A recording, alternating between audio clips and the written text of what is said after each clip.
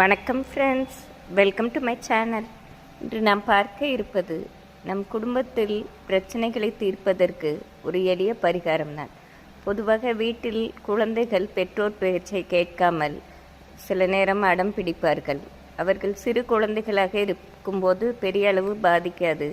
வளர்ந்து பெரியவர்களான பின்பு எதிர்த்து பேசும்போதும் சண்டை போடும்போதும் பெற்றவர்களின் மனம் மிகவும் வருத்தமடையும். அந்த சமயம் நாம் இந்த குறைகளை போக்குவதற்கு எளிய பரிகாரமாக நாம் வராகி அம்மனுக்கு நெய் தீபம் ஏற்ற வேண்டும். நாம் பொதுவாகவே தினசரி வராகி அம்மன் படத்தை வைத்து வணங்க வேண்டும் என்ற அவசியம் கிடையாது.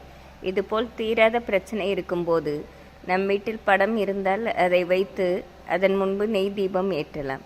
அல்லது நம் மனதார வராகி அம்மனை நினைத்து கொண்டு அதற்கென்று தனி இடத்தில் 2 நெய் பூஜை அறையிலே ஒரு ஓரமாக 2 நெய் விளக்கு ஏற்றி வராகி அம்மனை மனதார நினைத்து கொள்ள வேண்டும். இப்படி நாம் தொடர்ந்து ஒரு 48 நாட்கள் வராகி அம்மனை நினைத்து ஏற்றி வர வேண்டும். அப்பொழுது நெய்வேத்தியமாக நாம் வராகி அம்மனுக்கு மிகவும் பிடித்தமான மாதுளை முத்துக்கள் அல்லது மரவள்ளி கிழங்கு மற்றும் அனைத்து கிழங்கு வகைகளும் வராகி அம்மனுக்கு மிகவும் பிடித்தமானதே. நாம் ஏதோ நம்மால் முடிந்ததை ஒன்றை வைத்து மனதார நெய் தீபம் ஏற்றி வழிபட வேண்டும். இதை நாம் மாலை 6 மணியிலிருந்து 7 மணிக்குள் இதை ஏற்றிவிட வேண்டும். இப்படி நாம் என்ன பிரச்சனையோ அதை மனதார நினைத்து கொண்டு அந்த பிரச்சனை தீர வேண்டும் என்று வராகி தாயை நாம் நினைத்து வேண்டினோம் என்றால் கண்டிப்பாக வீட்டில் உள்ள சண்டை சச்சரவுகள் நீங்குவதோடு குழந்தைகள் பெற்றோர் பேச்சை கேட்டு நடந்து குடும்பத்திற்கு நல்ல பெயர் வாங்கி கொடுப்பார்கள்.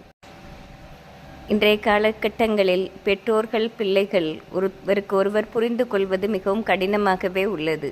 காரணம், கூட்டு குடித்தனம் இல்லாமல் தனி குடித்தனம் இருப்பதும் பெரியவர்களின் மனநிலை குழந்தைகளுக்கு புரியாததால் பெரிய அளவு தப்பான முடிவு எடுப்பதும் சண்டைகள் போடுவதுமாக இருக்கின்றன. நாம் இதற்கு எளிய பரிகாரமாக வராகி அம்மனை வழிபடுவதே சிறந்ததாக கூறப்படுகிறது. நாம் இதை ஒரு 48 நாட்கள் தொடர்ந்து நெய் விளக்கு வராகி அம்மன் முன்பு ஏற்றி வர நமக்கு கண்டிப்பாக ஒரு மாற்றம் உண்டாகும்.